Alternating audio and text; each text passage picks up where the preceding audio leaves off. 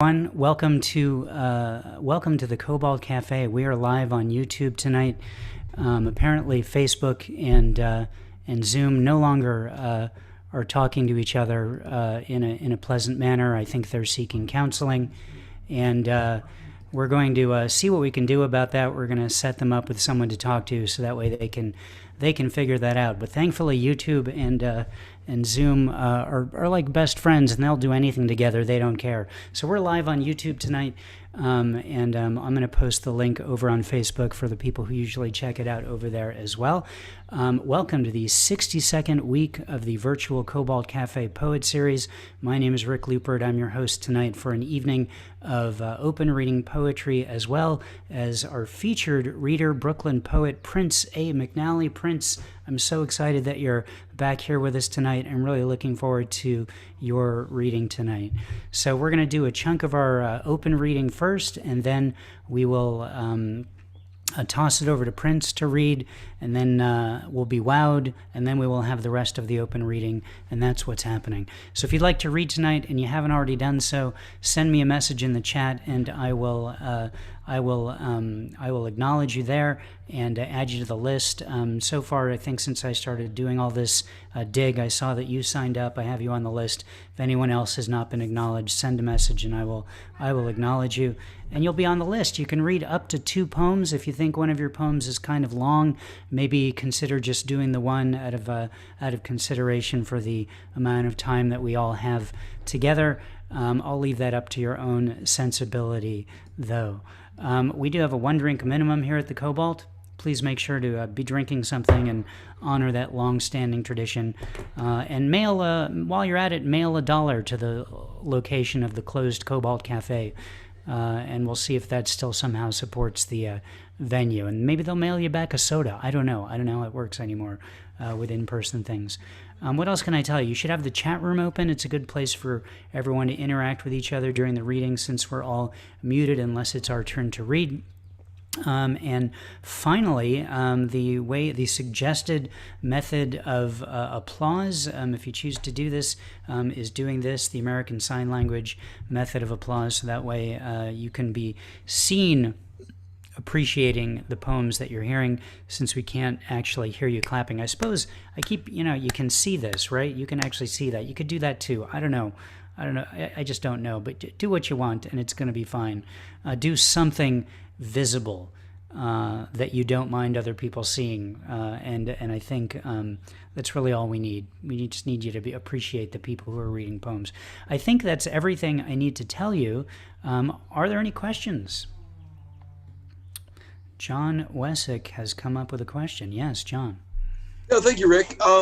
So now if we send them $1 and they would mail us a soda, would they send it through the post office? Would they do like UPS or FedEx? Would it be air or ground? I think actually they would send it to you via drone. I think sodas are being delivered by drones now, directly from Canoga Park, the site of the former Cobalt Cafe, current bath and tile shop. And would it come in a cup, or would they just like pour it onto my head? You can do either. Some of those options cost extra. Thank you. Sure. Thank you, John. Good question. Nathan, I saw you had your hand up. Did you have a question too? Yeah, this is just something I've been kicking around in my head. Normally a question asked on Passover, but I think it's appropriate pretty much any time. Why is this night different from all other nights? Can I give the same answer that I would give on Passover and have it apply? Because we used to be slaves and now we're free. Does that apply to now as well? Okay, fantastic. That was an easy one, ladies and gentlemen. You want to throw out the Jewish questions? I got those down. I don't have to make shit up. I got it in my head. Good question. Anything else? No other questions? It's going to be just a two question. Oh, wait, sorry. Dig has a question. Yeah, Dig. I was curious, Rick, if I know earlier you were looking for some focus groups to decide on whether you had a something you wanted to post was offensive or not. Did you ever find out and get a word on that? No, I never heard back on whether the funny thing I wanted to post would be offensive or not. Must have been offensive. I guess so. Maybe they were just being polite. I could try it out on you guys. I mean, the Cobalt is kind of an anything goes, it's a more limited audience than I just thought, I try to post a funny thing every day. And so, we have this term gender fluid, which people are using in terms of identity. And it's one of the choices that people make. Fully respect that, all on board. Completely separate from my support of that, I thought it would be funny to ask, have you ever ran out of gender fluid and all the stores were closed? So that was, I thought, what do you guys think? Is that offensive? Do you think that I shouldn't post that publicly? Because it's going to ruffle. We worked so hard to get there, and now you post that. That's what people are going to respond to that. All right, we're going to move on, ladies and gentlemen. Good question, everybody. Good set of questions. So let me take a look at the list here. Okay, on deck, our second reader tonight will be Christopher R., which leads us to our first reader, ladies and gentlemen, someone who's actually set foot in the original Cobalt Cafe and witnessed all the things that there are to witness there. Gloria. Hello, everyone. Tonight, since it's Memorial Day next Monday, and it's the time our nation honors those who died, I've decided to read a cover piece tonight. This is written by a Pulitzer Prize-winning correspondent when he was in Italy in 1944, and I believe it deals with honoring death in a very journalistic, poetic way. Ernie Pyle wrote this dispatch. This one is Captain Wasco. At the front lines in Italy, I send this. In this war, I have known a lot of officers who were loved and respected by the soldiers under them, but never have I crossed the trail of any man as beloved as Captain Henry T. Wasco of Belton, Texas. Captain Wasco was a company commander in the 36th Division. He had been in this company since long before left the States. He was very young, only in his middle 20s, but he carried in him a sincerity and gentleness that made people want to be guided by him. After my own father, he comes next, a sergeant told me. He always looked after us, the soldier said. He'd go to bat for us every time. I've never known him to do anything unkind, another said. I was at the foot of the mule train the night they brought Captain Wasco down. The moon was nearly full and you could see far up the trail, and even partway across the valley, soldiers made shadows as they walked. Dead men had been coming down the mountain all evening, lashed onto the backs of mules. They came lying belly down across the wooden pack saddles, their head hanging down on the left side of the mule, their stiffened legs sticking awkwardly from the other side, bobbing up and down as the mule walked. The Italian mule skinners were afraid to walk beside the dead men, so Americans had to lead the mules down that night.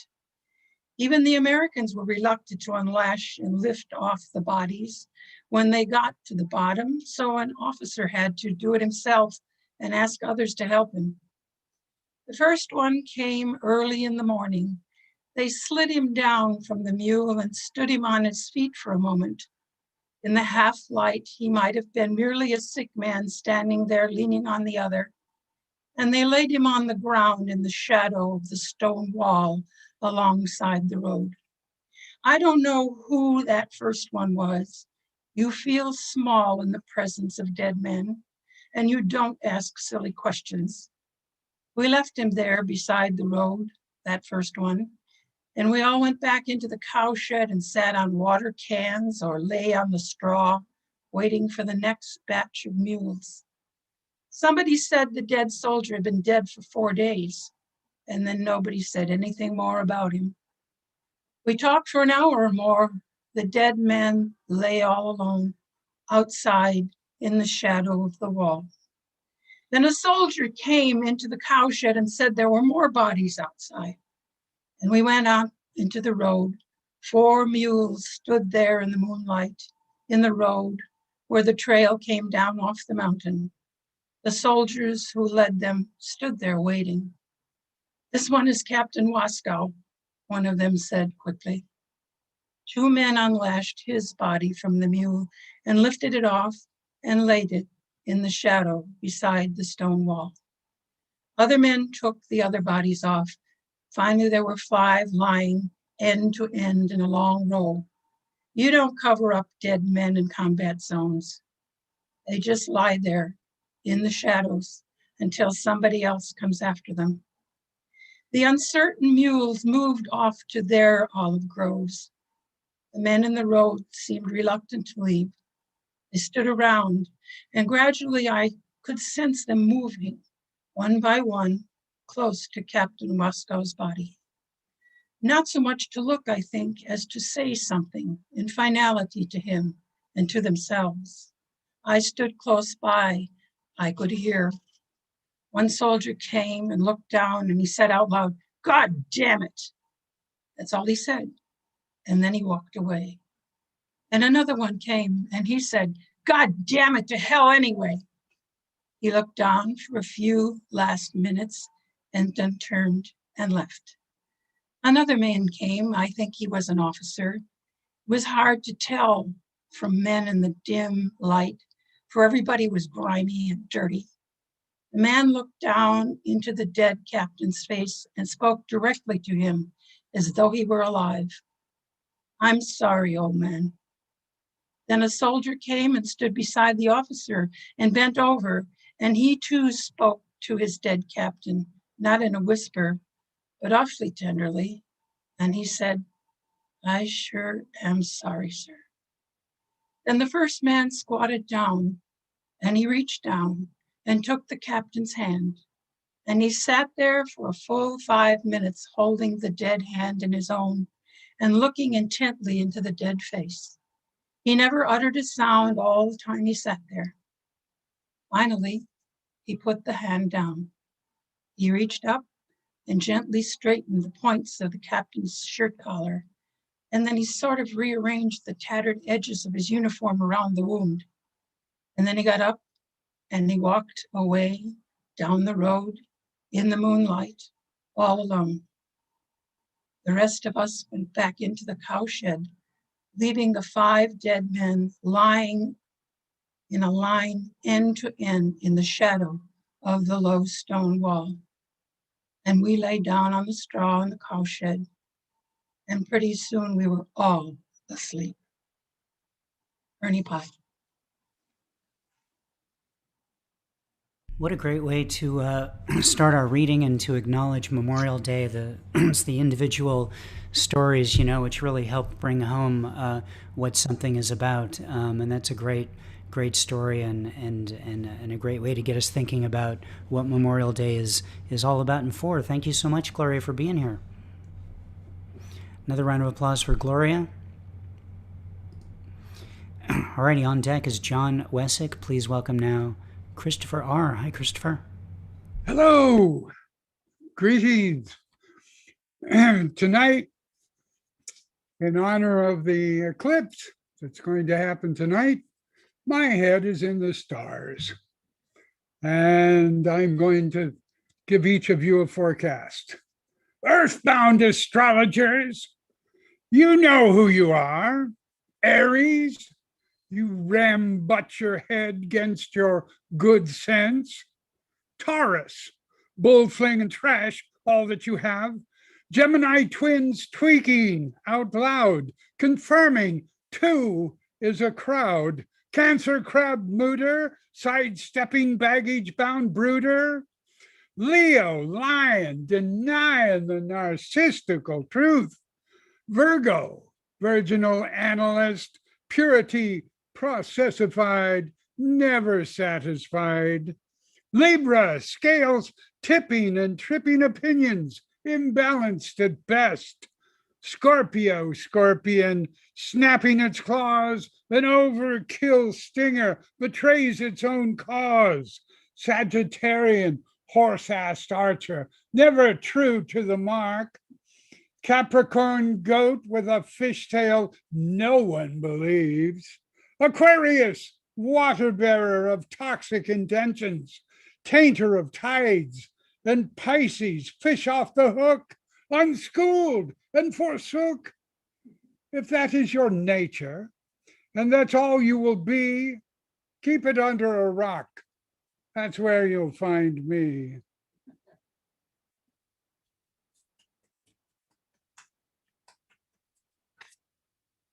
Now, for all you space cadets and travelers, if you leave now, you'll be unprepared.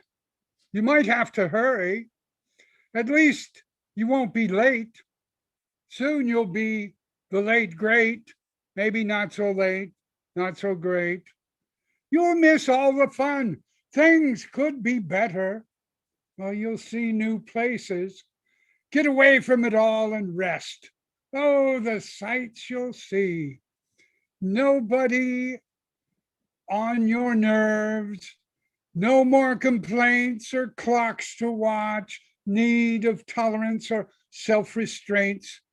You'll learn new customs and speak new languages, think new thoughts, or try, and maybe learn to fly. You'll have a good time. You will be missed. We'll wonder how you are, what you're doing, where you went and how far. We'll wonder if you think of us and remember all the times we had, how you dressed, combed your hair, what you liked and disliked, how you laughed and got embarrassed over stuff, what made you happy and got you so mad when you were hurt, and the goodness that you had. What you did or didn't do, and the difference that made you, you. Somewhere in the future, those little pieces of life weave into the tapestry of a night canopied sky. Our gaze turns upward, attracted to one star. Overwhelmed with memories and in epiphanic unison, we declare, there you are. Looking back on life and all that it has been, we find ourselves back together once again. Thank you very much. Well, Christopher, speaking as a space cadet, I certainly appreciate the shout out. Thanks for being here. Thanks for your reading. Solid reading. Good poems tonight. Give another round of applause for Christopher R. Thank you. On deck is Michael Hickey. Please welcome John Wessick. Oh, thanks, Rick. So, I'm taking this sketch comedy class, and here's one of the scripts that I added a little description to turn sort of into more of a flash fiction thing. The sound of barking filled the auditorium as dogs and their owners waited for the event. Unlike the others in sweatshirts and nylon jackets, the official sitting under the wound socket canine agility contest sign wore a dark suit with narrow lapels. He was so tall and lanky that his slacks reached only to mid-ankle, exposing his argyle socks. A man carrying a rabbit in the crook of his arm approached and set the rabbit and a form on the table. I'd like to register my West Highland Terrier, Nigel, in the canine agility contest. Anxious due to all the predators around, the rabbit began chewing the official's ballpoint pen. Mr. Gilead, the official, scrutinized the registration form. Nigel has rather long ears for a terrier, don't you think? Part of the AKC standard, they assured me, it arts, pets, and transmission repair. I see. And does Nigel do any tricks such as fetch or roll over? He can hop. As if on command, Nigel ambled to the registration form and began chewing the corner. Sir, the official sat back and crossed his arms over his chest. What you have there is not a West Highland Terrier, but in fact a rabbit. Next! Gilead bumped the table and grabbed Nigel as if restraining him. Did you see that? Nigel almost went after that pit bull. If I had nailed him back, there would have been bloodshed. Next, the official shouted. I'd like to register my collie, Emily. A man stepped forward leading an aardvark on a leash. And what does Emily eat? The official asked. I try to give her kibble, but I can't stop her from digging up my neighbor's anthills. Next! I'd like to register my Cincinnati mountain dog, Lucy, in the canine agility contest. The man wearing thick glasses pointed to the woman accompanying him. They have many mountains in Cincinnati, do they, Mr. Jones? The official asked. No, that's why you've never seen one before. The breed is very rare. I suppose I'll never hear the end of it if I ask whether she does tricks. The official muttered under his breath. Mr. Jones, Lucy is not a Cincinnati mountain dog. She is, in fact, a woman. Your confusion is understandable since you've no doubt never encountered the latter in real life. You see, a dog is a furry four-legged animal from the genus Canis, while a woman is a female Homo sapien who looks something like this. He showed Jones a centerfold. No, she's not. She's a Cincinnati mountain dog. What makes you think she's a mountain dog? She licks my face, Jones said. Lucy licked Jones in the face, leaving his glasses crooked. And she chews my shoes. Lucy looked at Jones's sneakers and shook her head. Be that as it may, why is she wearing a sports bra? It's not a bra, it's a harness, Jones insisted. Yoga pants, running shoes, contact lenses. Does a mountain dog wear those too? She's been to the groomers. Next! The official shouted. Easy way to make $500 my ass. Lucy punched Jones in the shoulder and the two started to leave. A man leading a pterodactyl in a rhinestone collar approached. Standing a head taller than its owner, the beast had little trouble ripping off Jones's head. The pterodactyl flapped its leathery wings, took to the sky, and circled the room looking for a place to consume its prize undisturbed. Ah, Mr. Blumtrapster. The official broke out in a smile. Fifi's taking another shot at first place, I see. Go right in. Thank you. John, thank you. I've always said that you can tell a lot about what species something is based on whether or not it licks your face. So I think you just reinforced that in what you said. You're taking a sketch comedy class. Is that what you said? Yeah, it's a class at Improv Boston. Yeah, I did like 5 of the improv classes and did a sketch comedy class. I will say that I added the pterodactyl just for you. I couldn't be more honored, John. Thank you so much. Thanks for thinking of me in your outside ventures. It's all coming together. Thanks for being here tonight as well. Give another round of applause for John Wessick. Alrighty, on deck is Christopher T. George, please welcome now Michael Hickey. Hi, Michael. I've always been a face licker, I think, as I review, but that's probably too much information. This first poem, 2 short ones tonight. The first one is called Expectations Equal Premeditated Resentments. I'm the first to admit I don't know the difference between diamonds and cubic zirconium, between love and lust, pain and paintballs, iPads and eyeballs, moths and mothballs, a bottle of woolite and 2 woolly mammoths, fucking in the middle of prehistory. I admit that. But I also know there is a distinction between sorrow and the acceptance of sorrow, between expectations and premeditated resentments, between what I want, what I need. Thank you. The second poem, I'm sure she would give me permission. I dedicate this to one of our own, Karen Scott.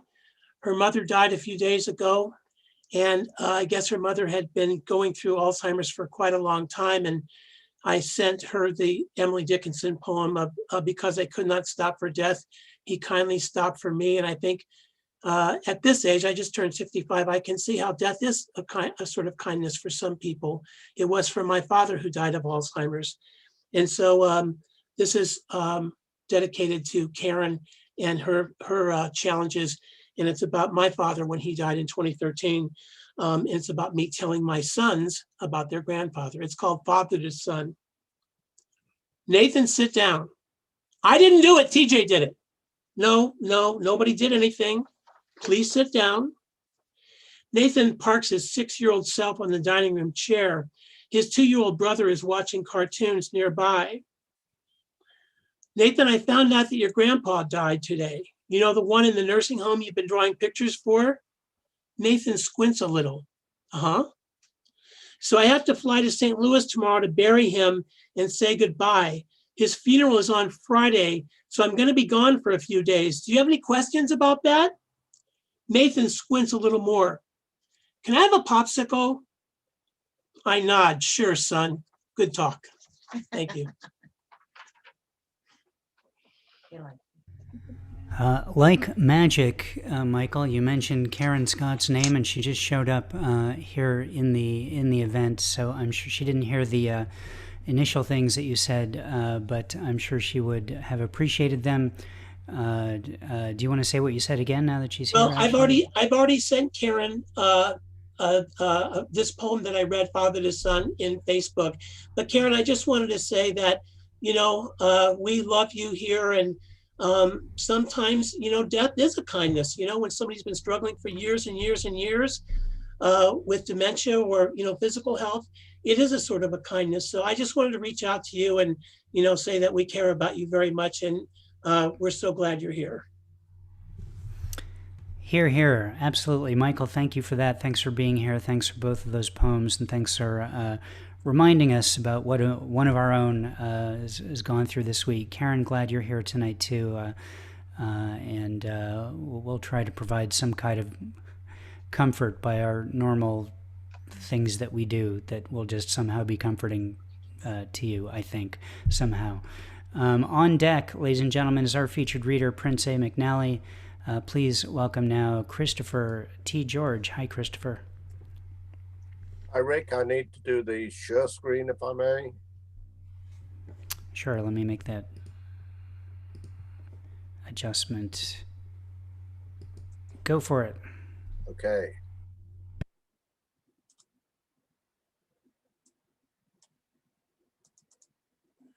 Earthworm dampness. Let me see.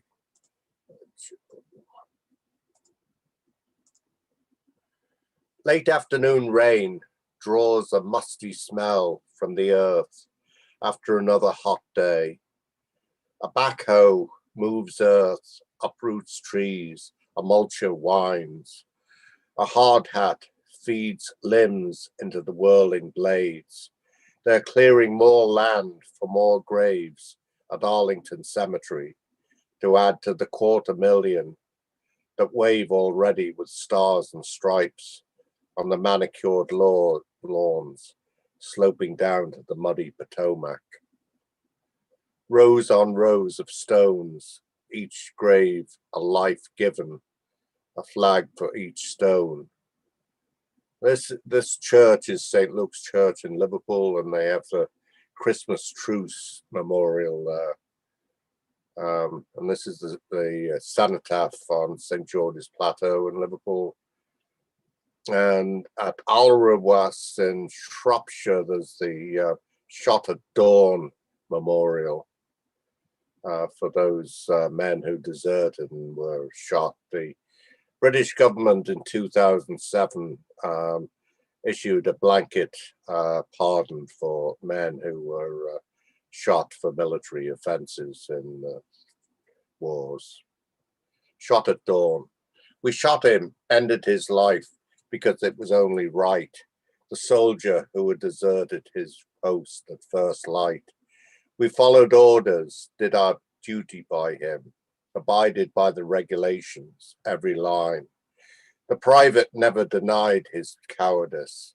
A lack of moral fiber is what it is. The chaplain gave the lad his last rites. Will have a bayonet less next fight. The boy accepted the offer of a blindfold and faced his death like a man all told. The sergeant gave the kid a woodbine, lit it hit for him with a match most kind.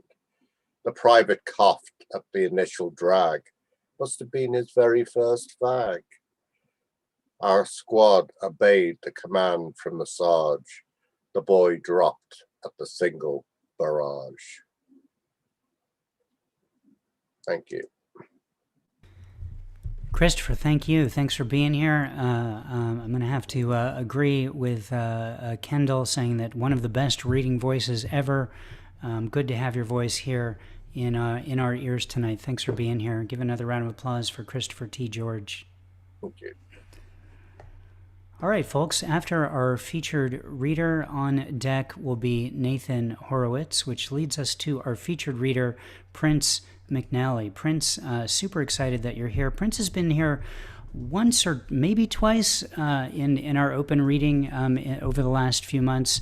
Made quite an impression on me. I remember the first time hearing him read here, which may have been the only time for that matter, thinking, wow, I really need to hear a lot more from this person. And so luckily he was available tonight all the way from Brooklyn, New York to give us a full set of poems. He's a widely published poet. Are you allowed to say Brooklyn without going, Brooklyn? I'm not sure. Let us know, Prince.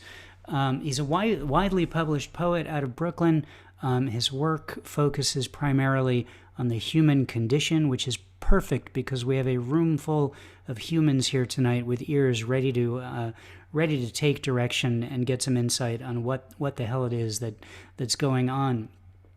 He's a recipient of a Poets and Writers Grant, so that's pretty cool. That's high acknowledgement from one of our most essential American poets writing organizations, and also several Best of the Net nominations. His debut collection of poems is due out next year, so perhaps we're going to get a preview of that tonight. Really excited to have you here tonight, Prince. Ladies and gentlemen, please welcome our featured reader, Prince A. McNalley.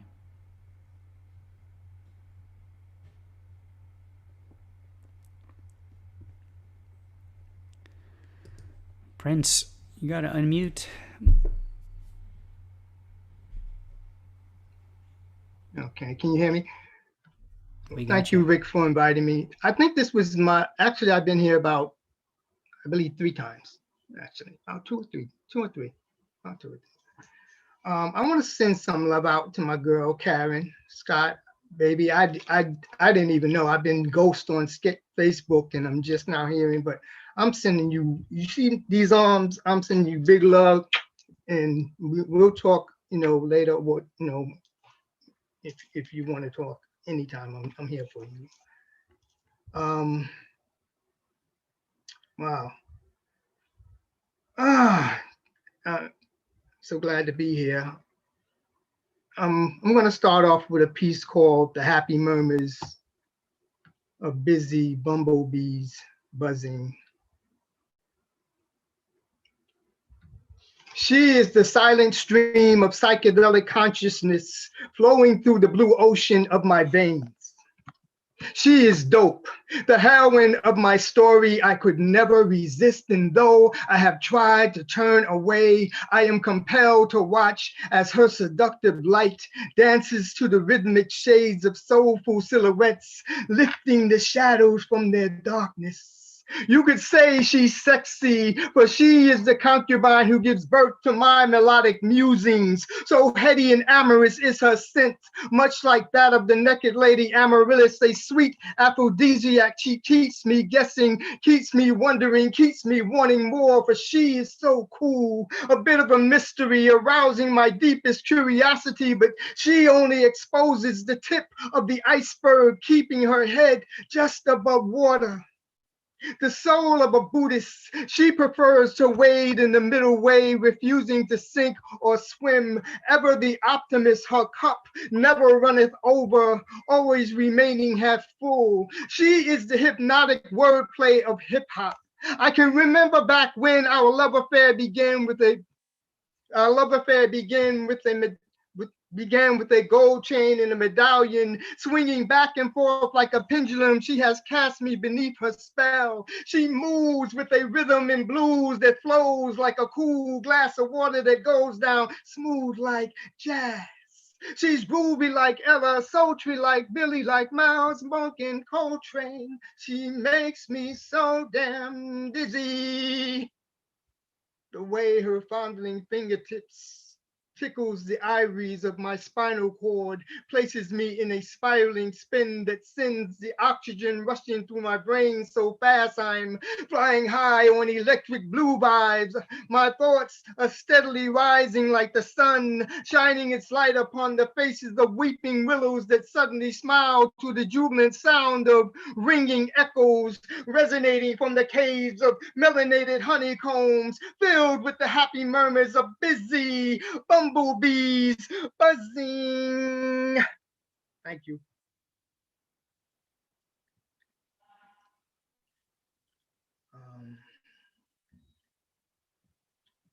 Thank you.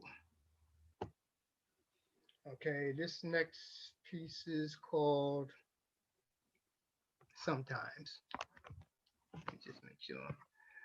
This is from my upcoming book, which should be here by the first month of 2022. If not, maybe sooner, I don't know. But so far, it's the first month of 2022. It's called Sometimes. I'm going to read a few pieces from there as well. I know sometimes I can be quite forgetful. Like when you would send me out shopping with a list of, and I somehow don't ask me how I do it, but I always manage to forget the one thing on the list you wanted most. I hope you don't think I do it on purpose or that I'm being passive aggressive. It's just that sometimes I just forget. And I know sometimes I can be a bit aloof to the point where you're starting to think maybe he's just doesn't care anymore. You're probably tired of hearing me say this, but I'm just an artist, a creative who sometimes needs his space to create.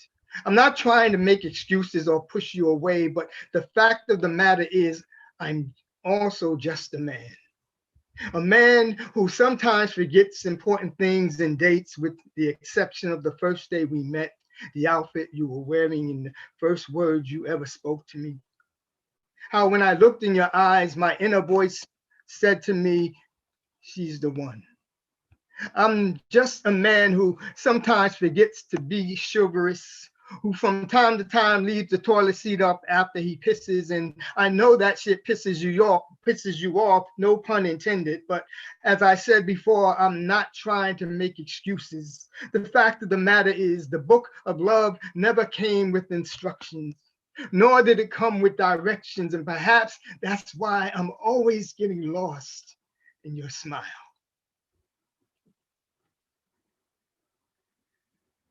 Let me see. Thank you.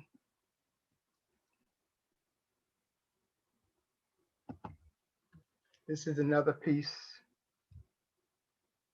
from my book, my upcoming book, which is called She, by the way. It's a book dedicated to women. This piece is called Something Beautiful.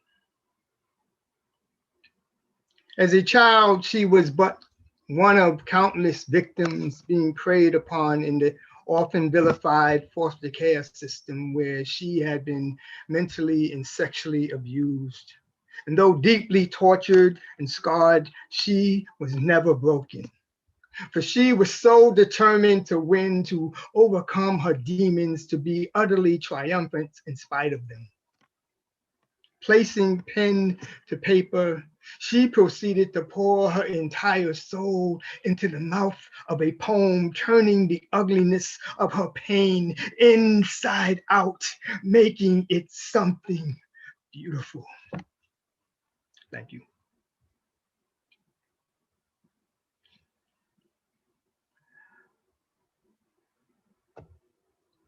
This is another piece. I believe this is going to be in the book as well. It's called A Thousand Kisses from Nowhere. A thousand kisses from nowhere, she finds herself taking that lonely walk of shame, tasting the falling rain with the tip of her tongue as crystalline drops splattered blissfully upon her lips.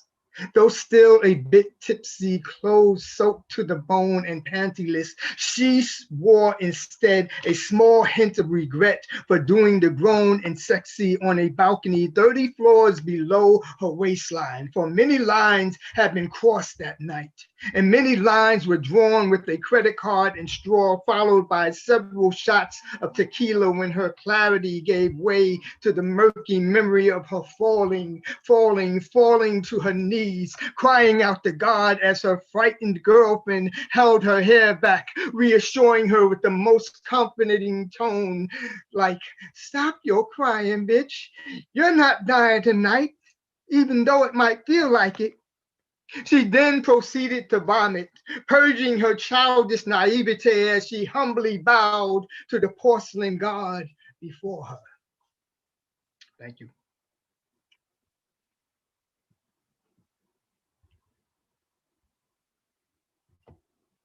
This piece is called Baby. This is also in the book. It's dedicated to my daughter, Candace.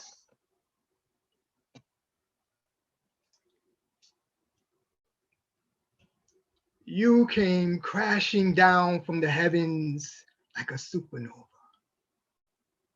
lighting up the sky with a firestorm of stars, exploding with the gift of creativity. I could hardly believe my eyes. You were such a beautiful sight to behold as the remnants of your genius splattered across the canvas of your mother's womb.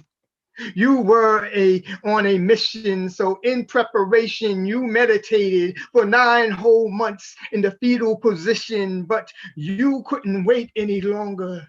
You couldn't wait to break free of your mother's womb to set this world on fire. You couldn't wait to manifest your destiny, so you came out fighting. They mistakenly thought you were crying, but no, you were screaming from the top of your lungs, "I am here, I have arrived." You were crying out for revolution, putting us all on notice for the change you were going to bring about in this world. You, my darling baby girl, have stilled my racing heart with your mama's eyes, those deep, burning, soul-piercing eyes of yours, glistening like diamonds, and you were smiling. Yes, you were smiling at your daddy. As I held you in my arms, I looked into your eyes, ever-searching eyes, and made you a promise that I would love and protect you and always be there for you.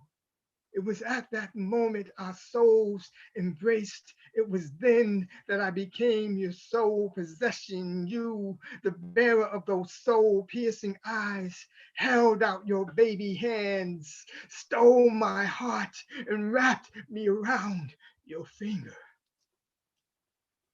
Thank you.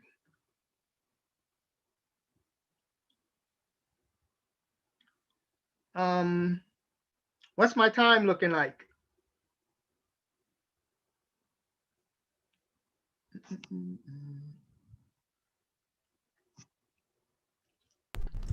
Okay, So you got about 5-6 minutes left. Okay, great. Nothing more than an innocent handshake. It's a true story. This is also in the book. Earlier today at the Utica Avenue station, I saw the most beautiful woman in the midst of conversation. She was telling her friend how much she craved a watermelon martini. When I coolly chimed in, I'll have what she's having. She laughed in agreement and said, they're so good, right? It was obvious from the start there was chemistry, and as we introduced ourselves, it was probably nothing more than an innocent handshake, although it felt quite intimate at the time as she placed her soft yet firm hand in mine. Our liquid palms kissed like a perfect pair of lips collapsing into each other for the very first time. In that brief moment, there was magic at the Utica Avenue station in Brooklyn's Bedford-Stuyvesant.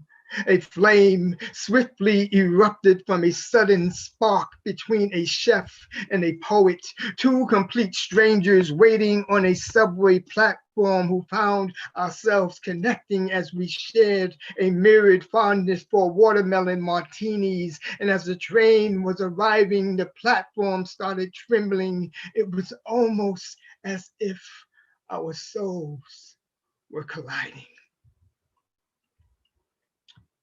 Okay, thank you.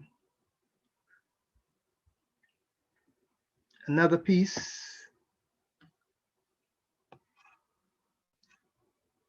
Into the Silence, also from the book. Alas, some time to spend alone. A fortuitous moment to themselves, a most welcome respite from the piercing eyes of the world and all its inner turmoil. Their racing hearts would joyfully collide as they eagerly embraced the sweet serenity of silence, where their voices would suddenly become muted, for the need for words were aptly discarded as their heightened senses reveled in the bliss of this long-awaited moment. When their hearts would tremble and their pulses would quicken, when moistened palms would instinctively embrace the beautiful wonders of touching that which was once forbidden. Eager to kiss her, his forefinger methodically traced along the quiet river of her lifelines, causing her palms to sweat and her labored breath to swell, thus giving birth to the inevitable storm between them. Okay, I'm gonna do two more pieces and that'll be it.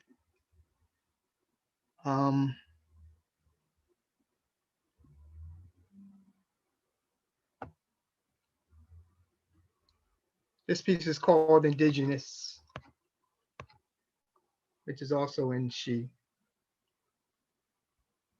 Despite her being born and raised in South Dakota, she has often been made to feel like an alien, a second-class citizen. In fact, she'd be quite wealthy if she had just 1 penny for every time someone referred to her as squaw.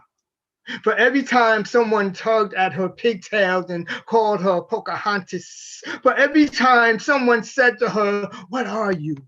Her usual sarcastic reply, "I'm a human being. What the hell are you?" Face flushed of crimson and humiliation, they usually reply, "Sorry, what I meant to say is, what's your nationality? What country are you from?" As if her appearance was so un-American. As if they could deny her beautiful melanin skin, the hawk-like stare emanating from piercing brown eyes, the proud and prominent elongated chin, the slope-like nose and chiseled cheekbones as sharp as mountain ridges, her lips full like clouds of rain and thunder, lips that always seem to question how much more dignity will this shameless white government try and strip away from my beloved people next. Needless to say, there's no way she could possibly be mistaken for an American citizen. Mexican, maybe. It's as if we've completely forgotten what the first so-called Americans looked like. Though her features are clearly quite indigenous, the blood of her ancestors ever apparent, ever flowing through like a river of wild salmon, swimming swiftly through her veins. On occasion, the ancestors speak to her via silent whispers in the wind. They remind her who she is and where she comes from, so she in turn will remind others of the proud and beautiful people who first roamed this land alongside the wolves, the bears, the deer, the eagle, and the bison. They are the true Americans, for this beautiful continent was their home for centuries, long before the Christians, mercenaries, and the white settlers came with their guns, their ships, their Bible, and their Jesus.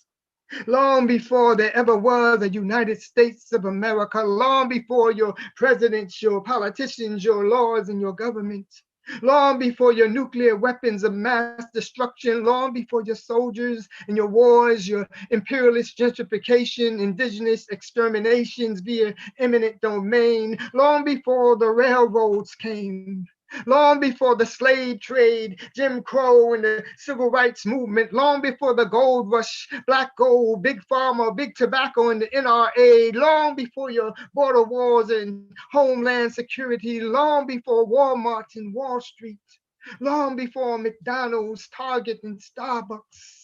Long before you're bored of miseducation, matrix indoctrination via radio, video games, and television, long before your mandatory school vaccinations and forced sterilizations, long before your diseases started killing us, long before you gave us blankets infected with smallpox, long before the Pony Express, Morse code, the U.S. Postal Service, AT&T, and the internet, long before social media, Google, Instagram, Amazon, Facebook, and Twitter, long before segregation, your ghettos, redlining, and subdivisions, long before your housing projects, concentration camps, and reservations, long before your ethnic cleansing, mass incarcerations via the prison industrial complex, long before the ominous threat of deportation, the US government separating parents from their children, long before the devastating impact of your drugs,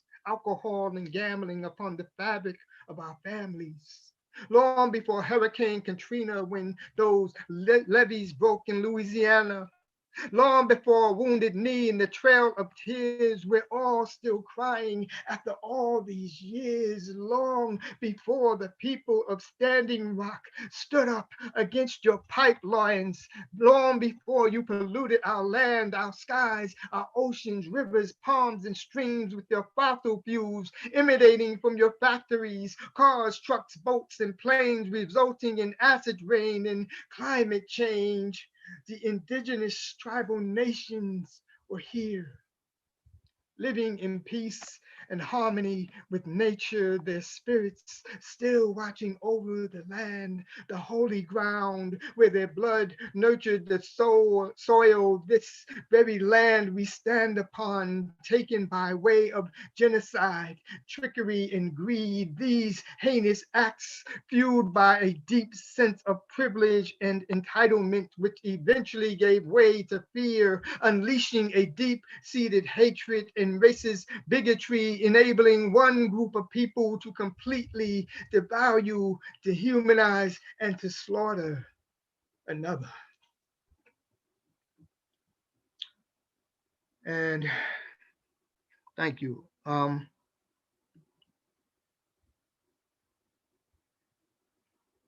I think I'll end there.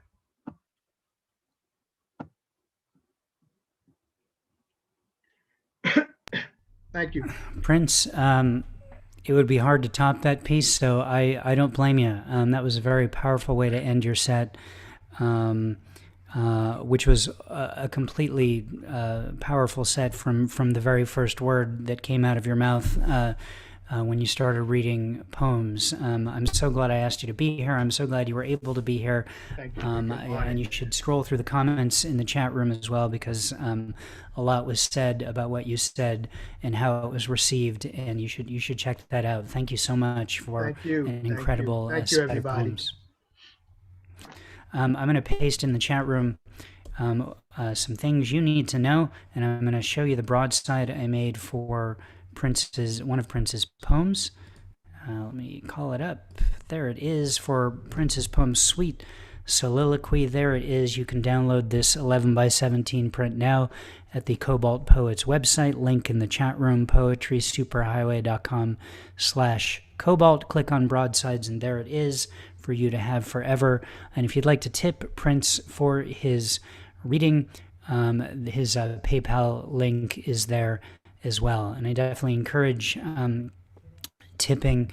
It's pretty cool. If you've ever done a reading, if you've ever been a featured reader and someone passes the hat around at the end of it, and you go away with a little bit of money that you can then go and buy a meal with, or buy some coffee, or whatever it is, it's gratifying.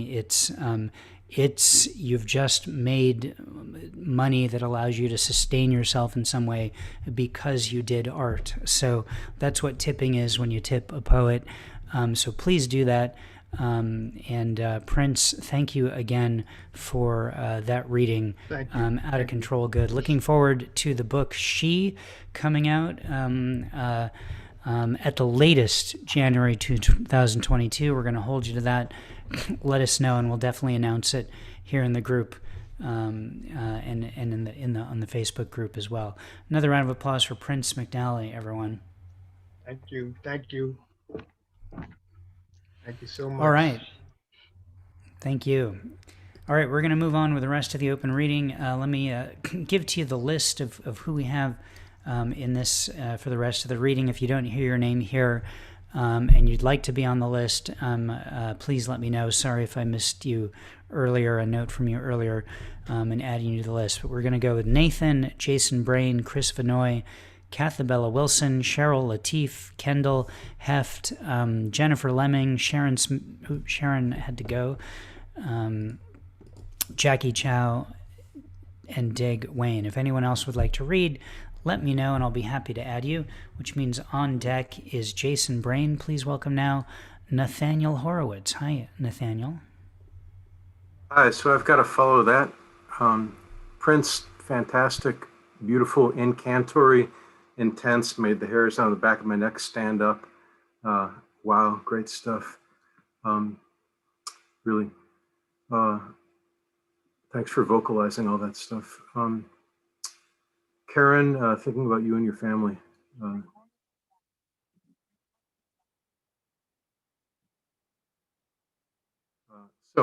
I'm going to read a poem that came out of the last time that I was attending open mics in Vienna, Austria, 2004.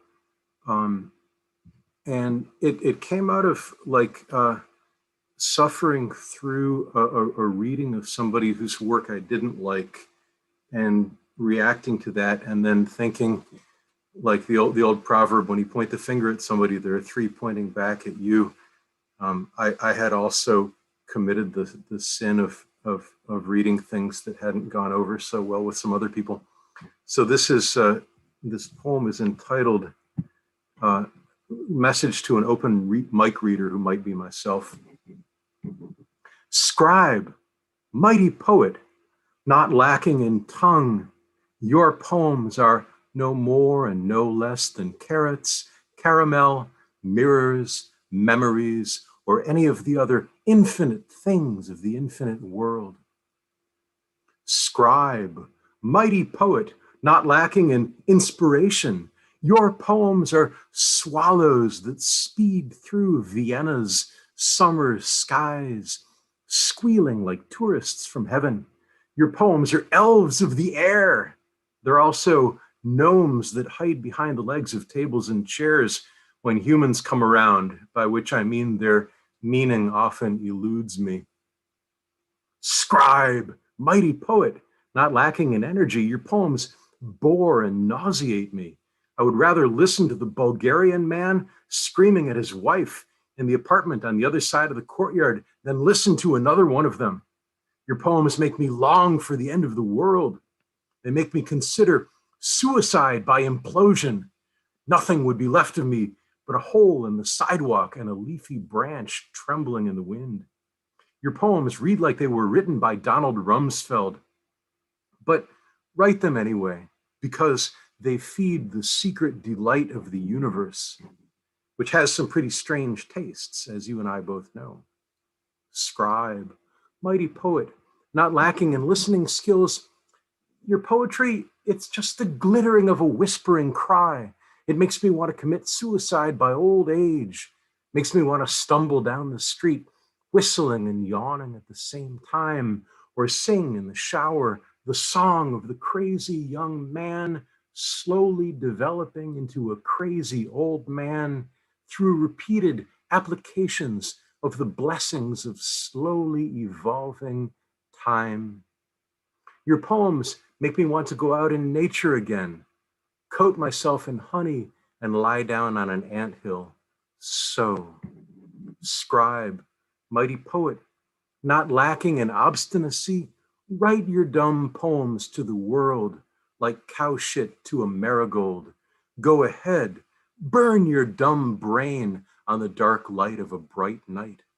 Vomit up your slimy poems on the grateful shrubbery of eternity, and ride the golden trees into the breezes of tomorrow. Use your golden wings to chase the things you cannot borrow. Liberate the sages from the cages of your sorrow. And ripple, ripple and breathe, my friend. Ripple, ripple and breathe, my friend. Ripple, ripple and breathe, my friend. Whoa, ripple and breathe until the end. Ripple, ripple and breathe, my friend. Ripple, ripple and breathe, my friend. Ripple, ripple and breathe, my friend. Whoa, ripple and breathe until the end.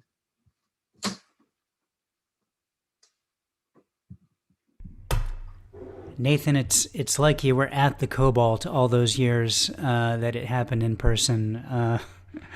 What a great piece. My favorite line almost of all time, committing suicide by old age. I realize now that's what I've been doing, and I and it doesn't feel good, honestly. That felt really good to listen to, though. Thank you so much for sharing that awesome piece with us. Another round of applause for Nathaniel Horowitz, everybody. On deck is Chris Vanoy. Please welcome now Jason Brain. What's up? Thank you, Rick. Rick Lupert, everybody. Every Tuesday. Rick Lupert. Thank you, Rick. Thank you, everybody. Tuesday night, little poetry. I'm going to do a cover, and then I'll do an original. Going to bring you one from The Madman by Khalil Gibran. His first book, as a matter of fact, 1918, circa. And this is the title track, the title poem from the work, The Madman. You ask me how I became a madman. It happened thus. One day, long before many gods were born, I woke from a deep sleep and found all my masks were stolen. The 7 masks I have fashioned and worn in 7 lives. I ran maskless through the crowded streets, shouting, "Thieves! Thieves! The cursed thieves!" Men and women laughed at me, and some ran to their houses in fear of me. And when I reached the marketplace, a youth standing on a housetop cried, "He is a madman!" And I looked up to behold him, and the sun kissed my own naked face for the first time. For the first time, the sun kissed my own naked face, and my soul was inflamed with the love for the sun, and I wanted my masks no more. And as if in a trance, I cried, "Blessed, blessed are the thieves who stole my masks." And thus I became a madman. And I have found both freedom and safety in my madness. The freedom of loneliness and the safety from being understood. For those who understand us, enslave something in us. But let me not be too proud of my safety. Even a thief in a jail is safe from another thief.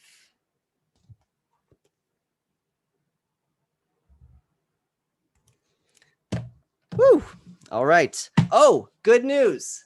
So with everything going back to yellow tier and numbers staying low in the Southern California, Los Angeles area, Soapbox Sessions, our weekly open mic nights coming back to Tarzana, California. So if you're in the Los Angeles, San Fernando Valley area on Tuesday nights, ooh, that would compete. I'm going to save this one. For now. But if you're in the area Tuesday nights,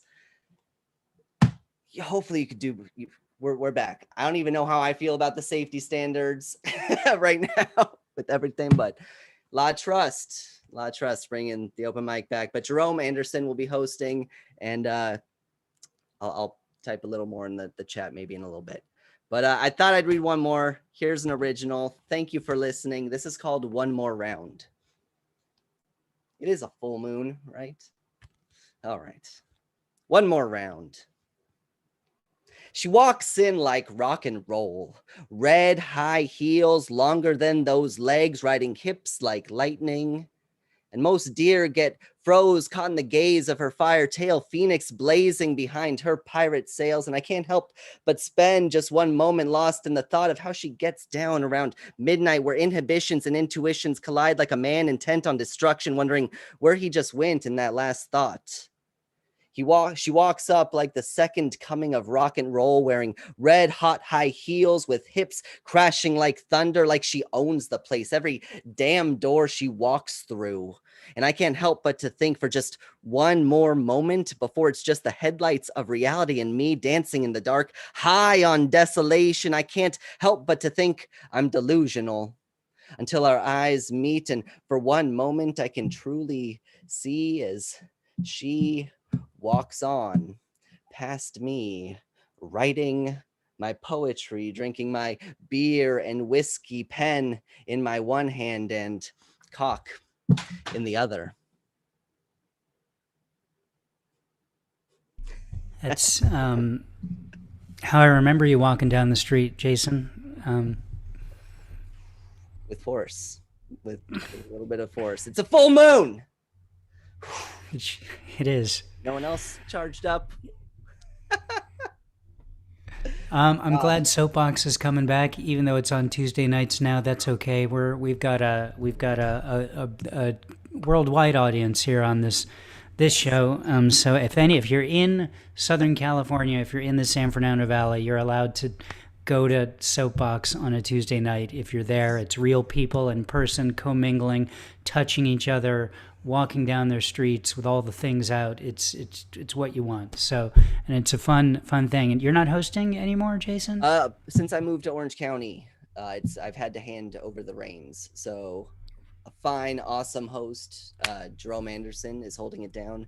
But yeah, so for the last about 2 years, he's been hosting, and we did recently bring it back, also kind of similar, brought a online version back on Thursday nights, doing that. So I'm hosting that on Thursday nights, doing a little poetry and comedy and music where we get it. And yeah, so that's been fun, and definitely was inspired by you bringing the Cobalt back in that regard, and going like, oh yeah, I guess we could do this with Zoom. So it definitely helped pass the time in the pandemic, which was maddening, especially in Orange County. That's our goal, just trying to give something to help people pass the time until we finish killing ourselves by old age. Jason, thanks for being here. Yeah, thanks for being here. Give another round of applause for Jason Brain. And post those links in the chat so people can check them out. On deck is Cathabella Wilson. Please welcome now Chris Vanoy. Hi, Chris. Hi, how you doing? Start off with a funny one. It's called No Tree Poems. There has already been many poems about a tree.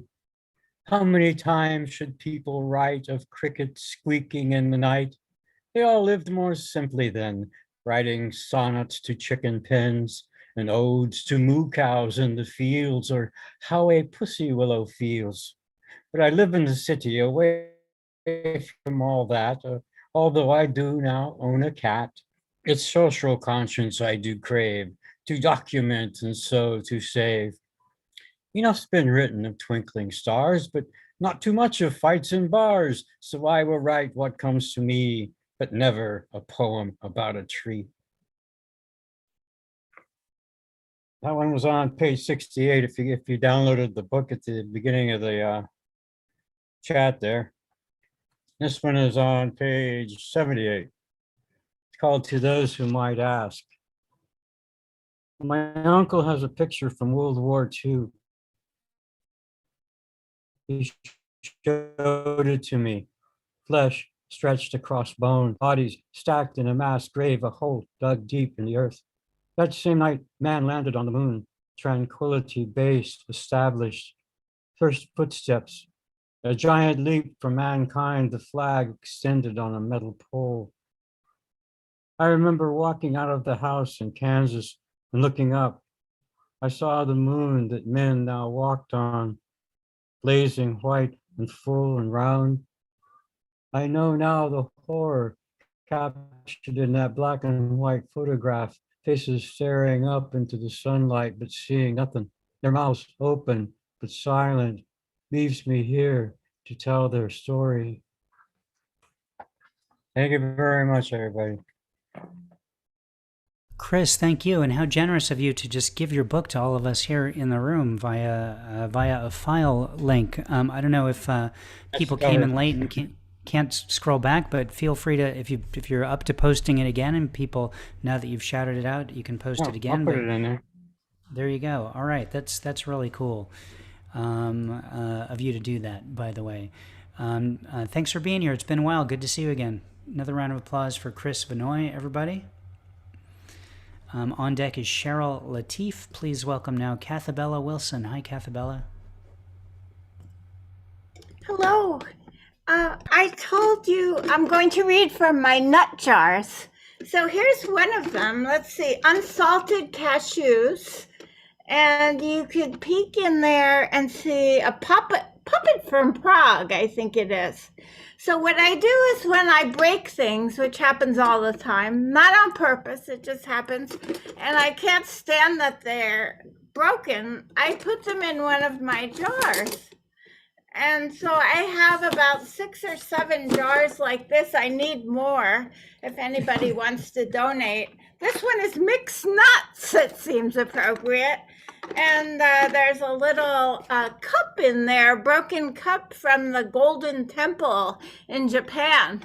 So all the different trips we take are one of the things that make me feel especially attached to things, but just other things, whatever it is. So I call it my museum of broken things. Save them all in nut jars. You can see overlooking the living room. Little red cameras, both of them that stopped with their mouths open. They stopped with their mouths open at the castle on the way home from Kyushu to avoid Fukushima. The puppet from Prague. Yes, the puppet from Prague with a cracked femur from the uphill cobbled streets. The sake cup cracked at the Golden Temple. A little blue dolphin Mom loved. Pendulum from a gift clock she gave. Orange ocarina from Peru. We didn't go there. A gallery on the top kitchen shelf. Best pieces of the red and yellow unfired plates crushed in our daughter's suitcase. And home from Morocco. I broke the rest for the hearth mosaic. The Too Fragile still holds the moon bowl crescent. The hand-painted yellow rose ramekin from the Tehran Glass Museum. Half an adopted collectible sea wave pale green Bakelite bracelet her mother left her, mixed with tears. Annoying, unusable butter knife that wiggles in its faux amber handle. The rest of them haven't broken yet. waiting, white, open, empty cookie tin with the big caps reads hope.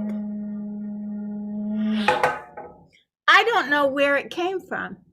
Next, to the foot-high fat raccoon, transparent screen, 3-inch elephant? Yes, with a baby in it going the other way. Still unbroken, the ceramic carrot-fed hippo. Wide open mouth at the Beppo Zoo. I throw them in, one by one, my rough edges.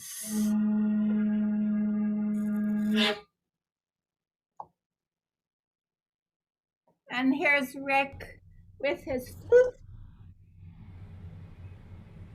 Rick, what do you got for us tonight? What do you have for us? It's a small flute. It keeps going. It's a Native American style, and modeled on very ancient flutes from the 7th century. That was a very old sound you're hearing, assuming that this was a recent, a decent replica. Mm-hmm. Rim blown, it's a hollow tube. You can get them from your plumber. Show how long it is. I did already. Well, it doesn't fit in the frame. No, it doesn't. Yeah, it's a very low one. It's in fact bigger than the ones that survived from the 7th century. And beautiful color. Yeah. We're going to need a bigger zoom. Cathabella and Rick, thank you guys very much. Cathabella, I enjoyed all the visual aids. It occurred to me while you were reading that essentially you are a visual aid. And I feel aided every time you read. Thank you for being here tonight. Thanks for bringing Rick with you. Give another round of applause for Cathabella Wilson. Thank you. All right. On deck is Kendall. Please welcome now Cheryl Latif. Hi, Cheryl. Hi there. It's nice to see everybody, hear everybody. This first piece is the one and only prose poem I've ever written. Some of you may have heard it before.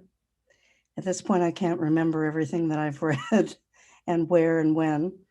Anyway, it's entitled Star Lilies. Soil still between your fingers, you lead me through the garden. It is early morning. Crisp air and the fragrance of your favorite blooms stir my senses. We speak in metaphor, seduced by words left to interpretation. You cut me star lilies and freesia. You want your magic to linger. I invite you in, find vases, watch the sun play on your hands now clean as you lovingly arrange garden gifts. A bud opens as if delighted to be in this small upstairs apartment. You know the face of my passion, trace the fine lines of my longing with fingers experienced in coaxing flowers to bloom. Content in transitory moments, we play under the arc of laden bows, pretend there is permanence in the mere curve of letters, cut flowers, a kiss. Beyond the well-tended beds of your garden, winding paths lead to the question you turn from. We lose our way. I return home knowing you will not follow. Upstairs, the star lilies, their fragrant flesh becoming translucent. Soon, petals will fall, one by one. Thank you. And this piece was recently published in Loch Raven Review. It's completely different mood than what I just read you. So on some level, I apologize. But anyway, it's entitled Turbulence. A routine check, 6 to 9 months. Lessons in the velocity of stage 4 cells. The sudden gravity of it thrusts you into the pilot seat, navigating crosswinds, struggling to keep him aloft. 10 years ago, it was you facing a storm front, pulling out of a nosedive, earning your wings. Milagro, the doctors called you. Death is proud and holds a grudge. Cabin pressure drops, the engines roar beneath you. Maybe we'll beat this. There's not always time to file a new flight plan. The pills make his angular face a soft circle of moon. The chemo takes his hair. You see him still as your love at 19, laying in St. Augustine grass, writing names in the clouds, guessing destinations of planes above. How swiftly can a jet fall from the sky? You hold on, anticipate the moment tires hit runway, the bounce, the screech. Now you worry. How long before his face disappears from the sky? Thank you. Cheryl, thank you. That was great. Honored to hear your first prose poem, or your one and only prose poem ever. No need to apologize about mood changes. I mean, it's kind of our job to talk about death as poets. You'd probably have to apologize if you didn't do it. And that line, "Death is proud and holds a grudge." My God. I think 3 of us dropped dead after hearing that. It was so good. Well done. A lot of good lines about death tonight. We should. There's an anthology waiting to be made. Great poems about death or something like that. I don't know. We'll think about it. Cheryl, thank you for being here as always. Thank you very much. Good to hear your work. Another round of applause for Cheryl Lateef. On deck is Jennifer Lemming. Please welcome now Kendall, whose last name, honestly, I don't know how to pronounce. Please tell us. Hafed. Like, hey. Hafed. Got it. All right. So this is a new poem. It's still in progress, but it's currently called Land of the Free. We, the people, lost ourselves in alcohol while burying our dead truths. I was never good at waiting.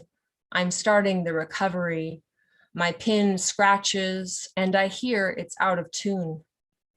Left my scapula in Switzerland, but I can still remember its tall vistas. Crime is low when every citizen is packing. I knew you'd be watching out some window, tracking, twitch, squinting to read me.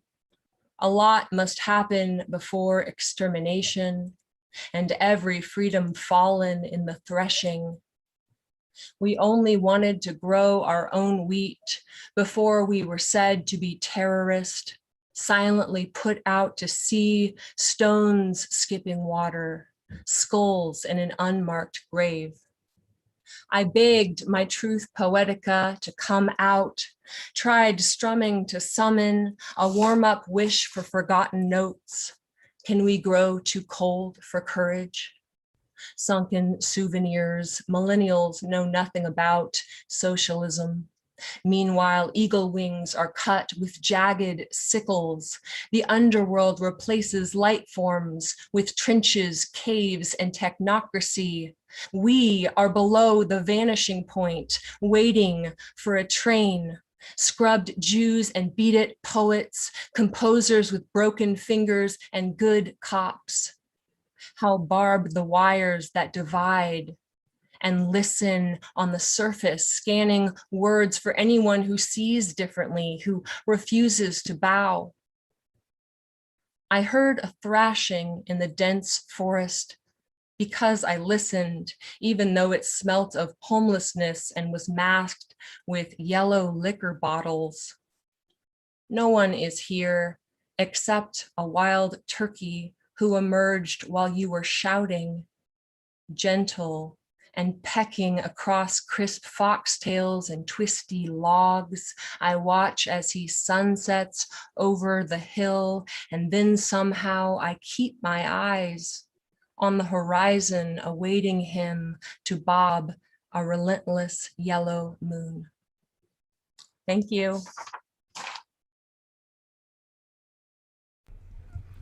Kendall, I could listen to you read poems all day, or all night for that matter. Great reading. I'm so glad you're here. I'm really excited that you accepted my invitation to read. Here is our featured reader in August. I was just looking at the website. It's August 24th. It got a little blurry. I should have my eyes checked for a minute. I thought it said August 34th, and I thought, my God, that can't be right. August 24th. Kendall Haft, good to have you here, and please keep coming back. Thanks Another round of applause for Kendall, everybody. Alrighty, on deck is Jackie Chow. Please welcome now Jennifer Lemming. Hi, Jennifer. Hello, thank you. Thank you, Rick. Hi, everyone. Let's see. I lied to you, Rick. I have 2 poems, not 1. Oh, can you hear me? Okay. Yesterday was the birthday of Bob Dylan, and this poem was originally published in Tallgrass Writer Anthology, but it's kind of dedicated to him. Bob Dylan Thomas. Bob Dylan Thomas sounds like a precocious child. This child would not play nice, or at least play with blocks, not gently, tearing them down and reconstructing them according to his own fanciful and imaginative way. Tearing down, not gently, and then reconstructing something so new, so fresh, that the parent would have to pause in their daily routine and reflect and wonder at the power and beauty of the reconstruction. Or this precocious child might pick up a toy guitar, or even better, play air guitar after hearing some wonderful moving song on the radio. Maybe the song is by Woody Guthrie or the Carter Family, or some song on a station far away, and the air is clear and the reception good, and the child can just barely hear the song from some radio station from a culture not dreamt by the child. And the child picks up the play toy guitar or plays air guitar, and the parent stops to wonder what has inspired the child and what good sense of rhythm even at this early age. No, child, Bob Dylan Thomas, do not go gently into this good night, except maybe only at bedtime.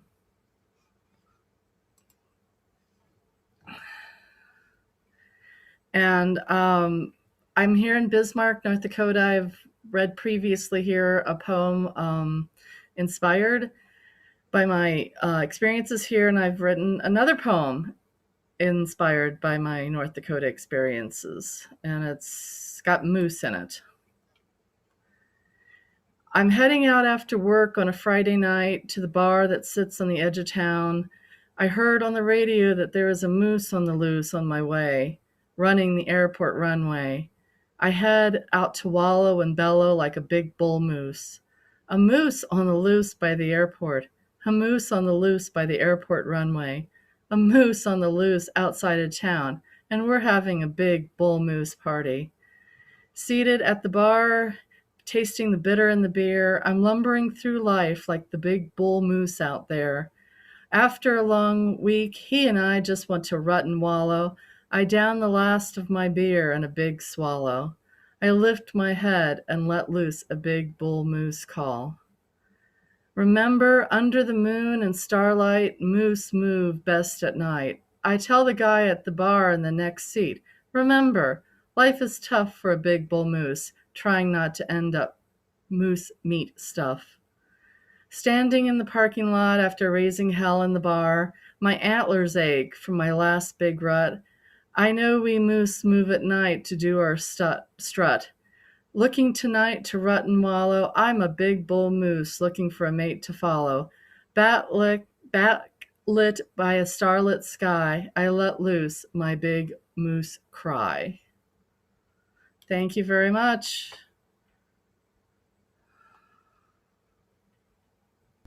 Thank you, Jennifer, very much. I enjoyed those. I'm partial to the state of North Dakota. I wrote a whole little book of poems there called Mowing Fargo when I got to visit some friends there in Fargo, North Dakota. Something special about the people I got to interact with in that state. So cool to have it represented by you. And anytime, I think the tagline for anything should be, it's got moose in it. I think that would, skip past all the other credits and I'm, the teasers, and I'm already in. So thank you for that. Thanks for being here. Give another round of applause for Jennifer Lemming. Okay. On deck, Dig Wayne, please welcome now Jackie Chow. Hi, Jackie.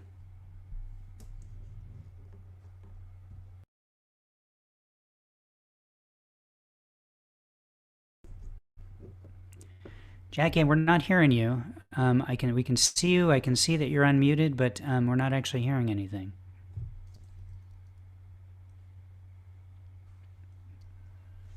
No, not getting anything.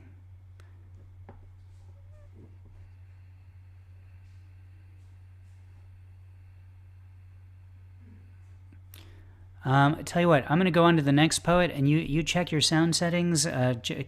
Click into the sound settings in Zoom and see if you can do some tests, and we'll come back to you and see if we can hear you. So we're gonna say on deck is we'll do two more poets and then give Jackie a try again. So Sal Roseo, you're on deck. Please welcome now Dig Wayne. Hi, Dig. Hello, Rick. Hello, everyone. You can hear me, right? Yes. I got two pieces. This first one is called Yard Sale. The transparent tattoo spread its wings over the adulterous cul-de-sac, leaving no flash for the collectors. Life there had become a series of murderous teardrops. Bloody spider-webbed elbows greased noisily for any threats of tranquility. A Sailor Jerry look-alike planted shell-shocked palm trees in place of decapitated parking meters. The extra refrigerator in the garage, chocked full of Mesopotamia beer bellies, hums the mice to sleep as they dream of Disneyland parades. A ding-dong daddy-o drives his hat to work from a white flight electric suburban ghetto. Mommy Houlihan mixes blood in the devil's food cake for all the fallen angels to sup. Ink stains the tender napes of unholy children yet to imbibe fresh peanut butter and trauma sandwiches. Twitchy cats inhale the stale barking of powder blue junkyard dogs falling from invisible clouds. Religious baubles assault idiosyncratic tools with cookie sheets and shortened and bread mammy icons. Grandma's personal effects have been unaffected by granddaddy's cornbread addiction, leaving no room for testimony against his will. All the straight lines have been rounded up for public dismantling. The mayor is scheduled to be bronzed just after the lake fish are fed dynamite and coaxed to the surface. And once and for all, the dandelions are telling the truth. All in all, it looks like a good day for Posey Rosie. Thanks for stopping by. Thank you. Second piece, it's a new piece. I wrote it last night. It's called Life Noir. The smell of cigarettes and alcohol on a woman, a powerful aphrodisiac. Red lipstick on the toasty brown filter can lift spirits swallowed whole in one gulp. Sitting at a hard yellow Formica diner counter in New York City, smoking over a cheeseburger and an average cup of coffee in 1980 could be one of the most life-affirming experiences a man could have. The clink and flint scrape of a Zippo lighter cannot be mistaken for anything but an imminent release of stress. Later, leaning on the bar with the lit square in the ashtray, smoke curling up around her angled smile, her red painted fingernails holding the heavy cocktail glass up to her lips, pulls your attention away from the small tear in her fitted vintage dress just under the armpit. Her bronze legs twist around one another like we did last summer. One beaded ivory springulator dangles from her enameled toes. There was not one tattoo on her body. Her hair is a glorious abstract bubble. Her eyes, ringed with sensuality, dart over your hands, crotch, chest, locking onto your eyes. Her voice rattles in your ears, pulling your buzz into focus.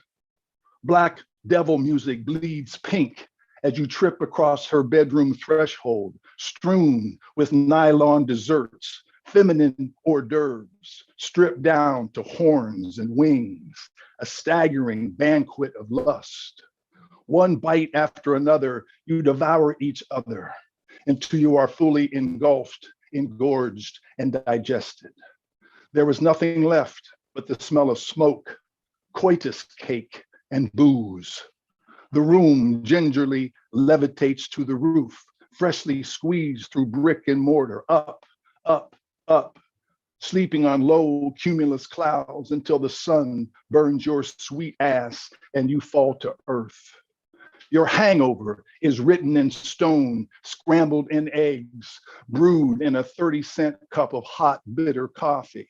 You chuck 4 quarters at the national vendor, pull the daisy, and once again, shake hands with R.J. Reynolds. Easy as a slice of coconut cream pie. Life noir. Thank you.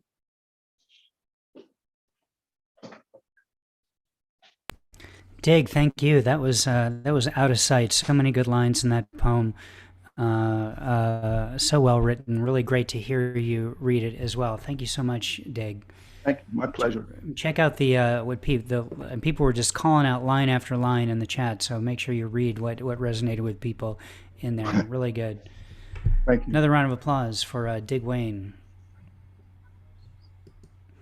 All right, on deck is Jackie. I will give her a try, one more try. Please welcome now Salvatore Rosseo. Hi, Sal. Hey, Rick. How are you, man? Thanks for having me again. Dig, man, you always highlight, brother. And just a shout out to Prince. As soon as you started reading, I remembered that voice, that delivery, that sermon-like style. If you weren't a poet, brother, you'd be a preacher. All right, so I wanted to, I didn't really prepare anything, so I'm gonna pick a couple of pieces I wrote last year that were submitted and accepted in I don't know if you can see that, Sensations magazine supplement, global warming supplement. Actually, I won the contest for that prize for newcomers. For 3 poems accepted. So I'm going to read 2 of the pieces. The first one's called The Western Passage of the Planetary Passenger. Atop a choppy and sun-stroked sea, as if lifted in reverence, the solar vessel navigates its sail through corrective course. A voyage via Western Passage destined for validation by the ages. Its crew in high pursuit of the ensuing Leviathan, rearing ugly heads around the globe, splayed across an atlas of sprays, mythical monsters punching through whitecaps at the uncharted edges of ancient parchment.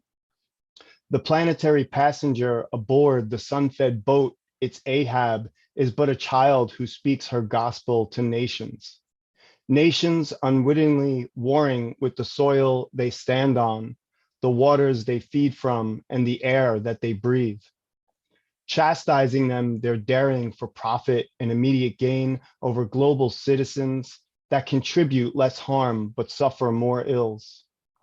Stern and unflinching, Greta stands gazing into the windstream, gritty and passionate as a captain on mission, staring down the nautical miles erect as the jutting, open-eyed figurehead carved into Viking ship timber. Expecting audience at the climate summit, she would confront the unknowing participants who willingly consume their plastic meals, delivering an exclamation to give heed to calamities and the evidence of their experiments, giving the suffering who struggle the hope to overcome futility and resistance. Children of nature fighting to preserve their sacred territory. Sometimes, even in the wake of monsters, it is children that are the role models we should emulate, the navigators to guide us as we maneuver deadly straits, and the teachers we need to recognize for the learned lessons of life to hold to and endure. Thank you, guys. And the second piece is a short piece. It's called The Planet's Quiet Exhale. The planet's quiet exhale, now a cough, now we choke on the fumes of inaction. Like the withdrawn tide siphoning to release with fury its building surge. It pauses its immunity to shed the contagion of our greed like a fever. By flood and by fire we perish, purged by particular calamity. The earth cycles, and for ephemeral millennia reconditions for unborn generations that never will come the opportunity to forgive us the impulses of the past. In the lengthy interim of transitioning breath, the locusts will swarm in seasons of permafrost thawed, and graveyard reefs will court the coral white of ocean-warmed ghosts and bones. Thank you, guys. Thank you so much, Sal. Thanks for being here. Thank you also for accepting my invitation to read in August. I think I have you down for August 175th, based on the way I'm looking at the calendar. It might say 17th as well.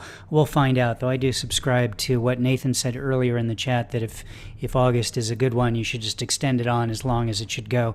I've always felt, school is starting in August these days. It just feels like they're stealing the summer from the children whenever they started that. I'm against it. I'm against August ending. Honestly, I don't trust August that much now that I think about it. I think once July comes around, it just gets kind of suspicious. Anyway, Sal, I'm looking forward to your reading in August, and I'm sure you'll be here between now and then as well. And it's always great to hear your work. Thanks for sharing it with us. Give another round of applause for Salvatore Rosseo. All right, I'm going to close out the reading, and hopefully before that we can have Jackie Chow back. Jackie, are you with us? Can you hear me now? Yay, yes. All right. The first piece I'm going to read is forthcoming in Highland Park Poetry Muses Gallery, the theme of which is shoes. So my poem is called Stilettos. Beware of stepping into my shoes. I'm the mermaid who trades her tail for feet, dancing the tango on a mountain of blades, wishing for flip-flops, for life to turn into soft sands. The thumps of my heels echo in the city's thoroughfare, where I stop mid-step to admire the hydrangeas. Wait for the vinyl to soften, for my blisters to heal. And the second piece was accepted for publication by Cyan, an anthology of confessional poems. My poem is called My Degree and Other Things You Don't Know About Me. I am a genie in a bottle, drifting from sea to shore, shrouded by a cloud. No folded resume enclosed explains who I am. A cardboard face, like in those antidepressant ads, two circles for eyes, a curved line for a mouth, a stick of a neck to hold, an occupant between scraps of memories, like a pressed rose in an old diary, the stamp of honor on my diploma, faded and forgotten. Thank you. I'm Thank you, glad it Jackie. worked out this time. Me too. We're only allowed so many awkward moments a night, Jackie. So great to avoid that one. Congratulations on the publication of those couple of poems, or the forthcoming publication, as the case may be. And glad to have you with us tonight. Another round of applause you, Rick. Thank you. Another round of applause for Jackie Chow. All right, I'm going to close out the reading with a couple of poems. Quick set change on my part, inspired by the poem Nathan read earlier about being in an open mic and hearing poetry that you didn't like, and as well as the humility of putting yourself in that position and acknowledging you might be that person sometimes. I remembered this old poem I wrote about poetry that I didn't like so much, or maybe it's more of a tribute to the kind of poetry that we all maybe started out writing or used to write. It's called The Essence of Black Roses. My soul is permeated with darkness, darkness so dark nothing else can get in to fill the void that the darkness creates. I lay in a bed of black rose petals, bleeding. I am bleeding, red, red, red, staining my white clothes, making them black like cancer. Did I mention my pain? I hurt.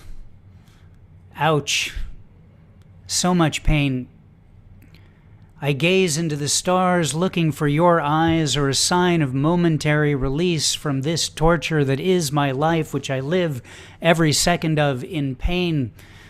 But all I see in the stars is emptiness, the void, like in my soul, which, as I mentioned in the first stanza, is filled with darkness. Someone, please turn on a light. A glowing shard of hope is all I need. A minute sliver of love to counteract the effects of the pain, kind of like echinacea. I am so cold.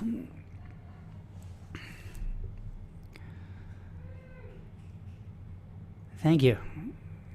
Thank you so much. And this is a new poem I wrote last week. This is written after a line from this past weekend's Torah portion. The line of text I was responding to is this: command the children of Israel to banish from the camp all those afflicted. And the poem is called May I Suggest. No one understands a quarantine better than everyone alive today. But it's a sensitive subject to send people away when there are those of us who've stated, when there are those who have stated they'd rather all of us be in the sea. May I suggest a hospital tent?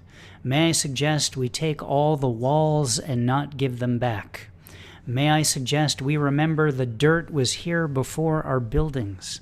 May I suggest we let the doctors take a look before we send anyone away?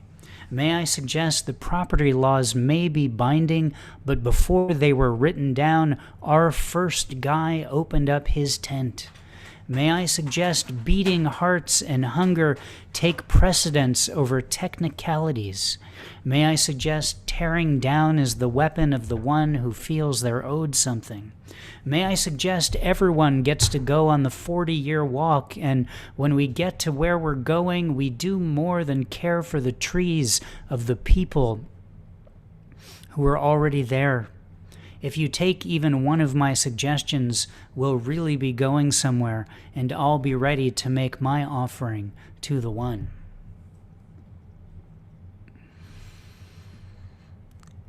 Well, there you go. A couple different poems from me. Thank you. That was my cat meowing his appreciation.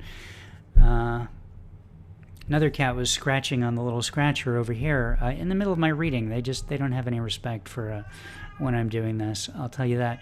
I want to thank everyone for being here tonight. Really stellar, out of control, stellar open reading tonight, and also very much huge thanks to our featured reader, Prince McNalley, for showing us how it's done, for giving us a full set of your work and your performance of your work. Really, really good. I just pasted in the chat room again the method you can use to tip Prince for his reading, the PayPal link if you'd like to do that, as well as the link to the broadsides if you want to download the broadside for Prince's poem or any of the hundreds of others that are there from this reading series, there for the taking. Also on the website, you can get on the email list if you want to get the emails we send out every week about this reading, and you can see the calendar of who is coming up. I've started scheduling people through August at this point, just have a few more couple more holes to fill. You'll see on the calendar, just a heads up, I'm actually going on a vacation at the end of July, so there's not going to be a reading on July 27th and August 3rd. My family and I are going to Hawaii for a week, considering that we haven't been like more than a mile away from the house or on a trip of any kind in quite some time. And my whole thing is going on trips and writing things down about the things I see in those trips. I'm really excited to be getting out of Dodge. I'll miss all of you, though, but we've got many weeks before that happens, so don't start missing me just yet. Thanks again, everyone, for being here. I'm going to put this back in gallery mode and click the unmute button so y'all can commingle. So you're driving, Rick? We're taking the channel. You're so funny. We're taking the channel to Hawaii. The channel? Do you say the channel or the tunnel? You say the channel? I said channel. It's like a tunnel with chowder. Definitely. What island? Channel. What island? Is that Manhattan chowder or is that New England chowder? Oahu, Kendall, and Nice. we've never been, so we have to do the main city and place first. But Oh, be sure to get the spam musubi when you're there in Hawaii. that doesn't sound vegetarian. Yeah, well, I know, but you're gonna have to do it because it's just you have to. Also, the pigs are raised on other animals that are raised on plants, so it's basically vegetarian. That's actually the best excuse for going vegan that I can think of, is to avoid